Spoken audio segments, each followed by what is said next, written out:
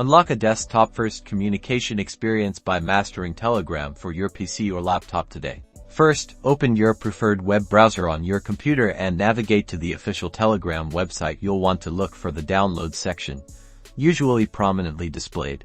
On the download page, you'll see options for different operating systems. Choose the one that corresponds to your PC or laptop, typically Windows, macOS, or Linux. Click on the appropriate download link for your operating system. This will begin downloading the Telegram desktop installer file. Please be patient as this may take a moment depending on your internet connection.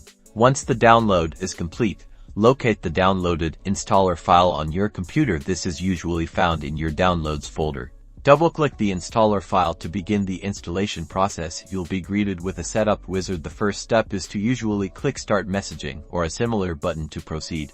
Next, you'll be prompted to select your preferred language for the Telegram application. Choose your language from the drop-down list and click Next or Continue. Now, to activate your Telegram account on your desktop, you'll need to enter your phone number. Make sure to include your country code. Telegram will then send you a confirmation code. Enter the 6-digit confirmation code that you receive via SMS or on your currently active Telegram account. This verifies your identity. And that's it.